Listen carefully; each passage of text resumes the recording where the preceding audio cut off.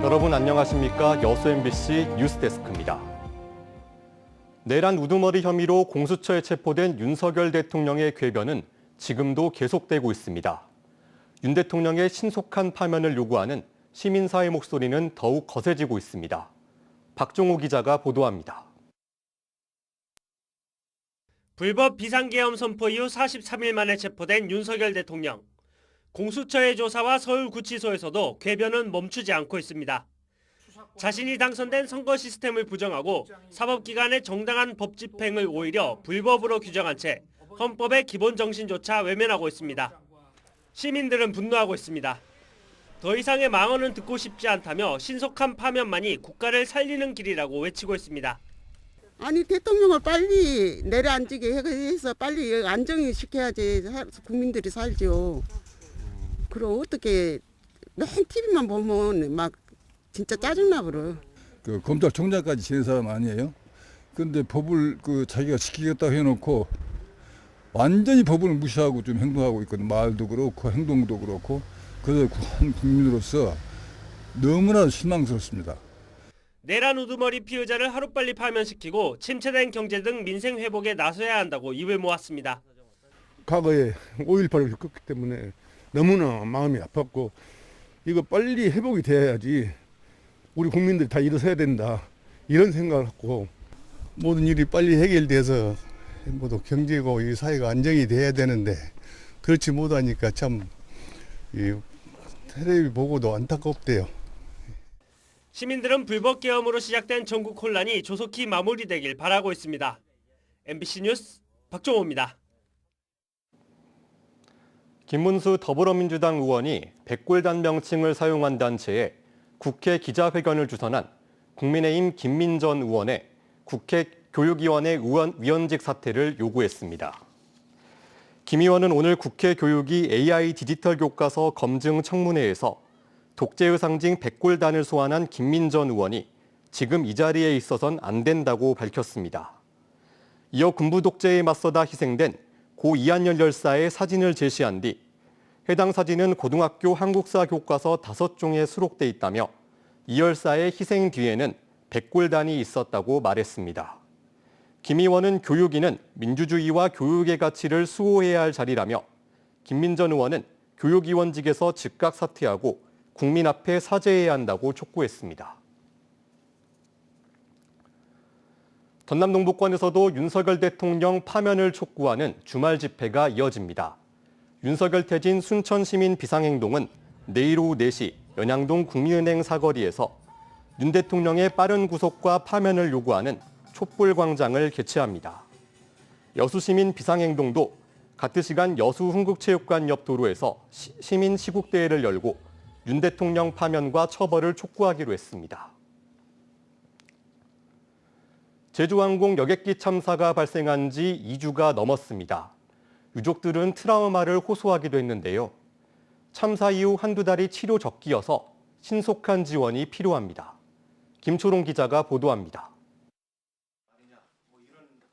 1229 제주항공 여객기 참사 유가족들은 최근 국회에서 적극적인 심리 지원을 호소했습니다. 트라우마를 극복할 수 있도록 장기간의 관찰과 상담을 지속적으로 할 수 있도록 해주시기를 부탁드립니다. 광주 지역 희생자는 80여 명으로 유가족은 그의 3배수인 240명으로 추정됩니다. 광주에서는 광역기초정신센터에 상담 전문가 140여 명이 기존 업무에 더해 이들의 트라우마 상담을 맡게 됩니다. 상담 인력이 충분한지 살피는 동시에 적절한 치료 시기, 즉 골든타임을 놓치지 않는 것이 무엇보다 중요합니다.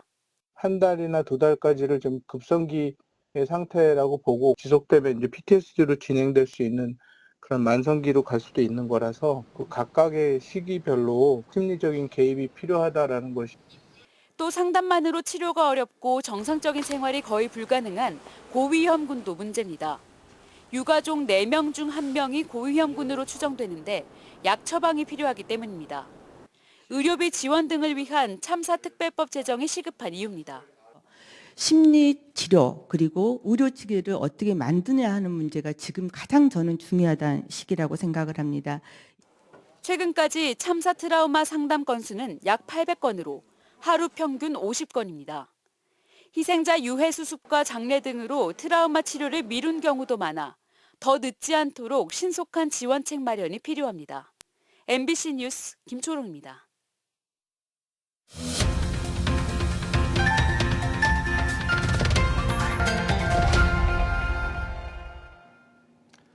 여수 세계 선박람회가 내년 9월부터 2달간 돌산읍 진모지구에서 열립니다.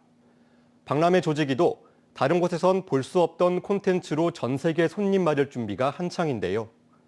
데스크 인터뷰 오늘은 조직위 민간위원장을 맡고 있는 박수관 위원장을 최양지 기자가 만나봤습니다. 위원장님, 안녕하세요. 네, 지금 선박람회 준비하시느라 굉장히 바쁜 시간 보내고 계시잖아요. 현재 박람회 준비 상황은 어떻고 또 박람회에서 준비하는 킬러 콘텐츠에 대한 설명 좀 부탁드립니다. 지금 저희가 10대 과제 산업을 최종적으로 확정해서 좀 용역을 주고 있습니다. 그 중에서 뭐 UAM 이런 공중을 날아다니는 이런 뭐랄까 그 택시 이런 걸 활용해서 세계에서 처음 상용화 되는 그런 UAM을 활용해서 섬을 방문할 수 있는 기회도 이제 접하게 될 거고, 또 각 섬마다 특성 있는 그런 어떤 역사 문화 탐방을 육지 안에서도 할 수 있도록 굉장한 그림을 우리가 이제 그려서 관광객들이 정말로 섬이 온 것처럼 그런 느낌을 받을 수 있도록 또 준비를 하고 있고, 그 외에 이제 세계적인 어떤 우리가 제작자 박명성 감독님을 통해서 미디어 콘텐츠를 아주 다양하게 지금 준비를 하고 있어서 그야말로 최신 어떤 우리 시네마를 우리 감상할 수 있는 그러한 기회 제공이 되지 않을까 이런 예측을 하고 있습니다. 네, 선박람회까지는 1년하고 반 정도 남았잖아요. 남은 기간 동안 선박람회 성공 개최를 위해선 가장 중요한 일은 무엇이고 또 지금 또 해결해야 되는 시급한 과제도 있을 것 같아요. 정부 예산을 우리가 이제 지원을 받아야 되는데, 그렇게 해서 우리가 계획한 어떤 그런 콘텐츠를 이렇게 잘 개발하고 활용해서 박람회를 개최하고자 하는데, 그에 따른 어떤 문제가 지금 정치적인 어떤 문제가 이제 발생을 해서 어려움이 좀 이제 뒤따르고 있다는 데 대해서 굉장히 걱정을 하고 있고, 그러나 또 뭐 최선을 다해야만이 될 것이고, 또 뭐 우리 국회의원들이나 정부 어떤 강요들에게 이미 그런 것들을 사전에 전부 다 말씀을 드리고 협력을 요청을 해놨기 때문에 아마 차질 없이 추진을 해 가고자 하는 게 우선 예산입니다. 네, 선박람회는 2012년 여수 엑스포 이후에 지역의 미래 비전을 제시할 수 있는 가장 중요한 이정표가 될 거라고 지금 예상이 되잖아요. 선박람회 이후 여수는 어떻게 변하게 될 것 같은지, 그리고 또 선박람회가 지역에게 어떤 미래상을 제시해야 하는지 설명 좀 부탁드립니다. 이 세계 선박람회는 우리 지역의 작은 행사가 아닙니다. 국제 행사이면서 중앙 정부로부터 승인을 받은 행사입니다. 그리고 이제 여수가 남해안 시대의 어떤 관광 시대를 여는 어떤 기폭제가 되는 그런 섬 박람회의 어떤 역할이 이제 되어야 된다고 생각합니다. 세계 섬 박람회를 통해서 여수가 중심적인 역할을 또 하고 그 중심선상에 있을 것이다. 매우 중요한 어떤 그런 의미가 담겨 있다고 봅니다. 또 위원장님, 여수와는 굉장히 또 인연이 깊으시잖아요. 이번 선박람회 조직위원장 하시면서 선박람회 성공 개최는 물론이고 또 개인적으로도 이루고자 하는 목표가 있으실 것 같습니다. 우리가 경제적으로 굉장히 지금 상당히 어려운 상황에 놓여 있습니다. 제조업은 경쟁력을 상실해버리고 있고, 우리가 어떤 옛날처럼 어떤 동력을 가질 만한 어떤 경제적으로 그게 없어요. 관광지만이, 세계적인 관광지만이 그 역할을 다할 수 있고 후손들에게 물려줄 수 있는 기회라고 생각합니다. 그래서 저는 이제 내 고향에서 선박람회가 개최된다는 것도 기쁜 일이지만, 이걸 어떻게 이제 우리가 근원적인 어떤 문제들을 해결해 나가고 추진해 가는데 어떤 역할을 할 것이냐, 여기에 좀 포커스를 맞춰서 생각을 하고 활동을 좀 하고 있습니다. 네, 오늘 말씀 고맙습니다. 감사합니다. 여수 밤바다를 대표하는 원도심 쫑포상가가 여수시 제1호 골목형 상점가로 선정됐습니다. 침체된 원도심의 상권 활성화가 기대됩니다. 최우식 기자가 보도합니다. 여수 원도심의 중심 상권인 해물 삼합거리와 남도 음식 특화거리가 있는 쫑포상가는 여수의 대표적인 골목 상권입니다. 하지만 음식점 위주의 골목 상권이라 그동안 유통산업 발전법에 따른 전통시장이나 상점가로는 지정받기 어려워 각종 정부와 지자체 지원에 사각지대였습니다. 지난 2023년 여수시 의회에서 골목형 상점가 지정 관련 조례를 제정했고 지난해 지정 기준을 크게 완화하는 개정안이 마련되면서 쫑포상가가 여수시 제1호 골목형 상점가로 지정됐습니다. 쫑포상가 골목형 상점가는 9,671제곱미터 면적에 97개의 점포가 있고 이제는 전통시장법에 따른 지원 대상에 포함돼 온누리 상품권 가맹점 등록이나 국도비 공모사업 응모도 가능해졌습니다. 업종과 밀집도 요건을 완화해 지역 실정에 맞게 만들어진 조례가 한몫을 했습니다. 중소벤처기업부나 또 지자체에서 실시하는 또 상권 컨설팅, 또 시설 현대화 사업 등에 지원할 수 있으며 골목형 상점가 지정으로 지역 내 소상공인 위기가 조금이라도 돌파되시길 바라는 마음에서 했습니다. 최근 전국적으로는 92개의 지자체가, 광주 전남에서는 광산구와 목포시가 이미 관련 조례를 제정해 지역의 골목 상권을 지원하고 있습니다.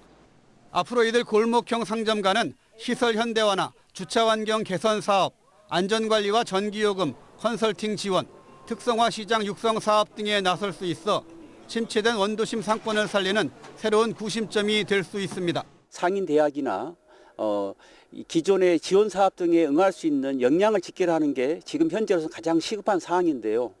일단 작은 것부터 시작해서 문광형 시장 등 큰 사업을 도전할 수 있도록 더 노력하겠습니다. 현재 여수에서는 학동 선서 퓨전 음식거리와 여문, 중림, 소호상가 등 10군데 상권이 골목형 상점가 추가 지정을 추진하고 있습니다. MBC 뉴스 최우식입니다. 계속해서 희망 2025 나눔 캠페인에 성금 보내주신 분들입니다. 순천시 해룡면 한신 더휴 아파트 주민 1동 192만 7,500원, 순천시 왕조 1동 조례 2차 골드클래스 시그니처 주민 1동 139만 7,000원, 순천시 왕조 2동 금당 대주 아파트 주민 1동 110만 원, 순천시 덕연동 72동 블루시안 아파트 입주민 1동 100만 9천 원, 순천시 연양동 현대 2차 아파트 203, 204동 주민 1동 56만 원, 여수시 둔덕동 한려아파트 11통 주민 1동 36만 2,990원, 순천시 도사동 신보아파트 가나동 주민 1동 36만 원, 덕연동 50통 주민 1동 34만 2천 원, 해룡면 금당 청솔 1차 아파트 주민 1동 30만 원, 순천시 해룡면 와온마을 청년회 30만 원, 주민 1동 20만 원, 고흥군 과영면 원주마을 주민 1동 17만 원, 순천시 도사동 신보아파트 다동 주민 1동 14만 4천 원, 여수시 학동 문주호 11만 원, 순천시 덕연동 하늘빛교회 10만 원, 여수시 남면 학동마을 주민 1동 10만 원, 웅천동 지웰아파트 박종석 10만 원, 돌산읍 우두리 백초마을 박경자 5만 원. 성금을 보내주신 분들께 감사드립니다. 희망 2025 나눔 캠페인은 1월 말까지 접수합니다.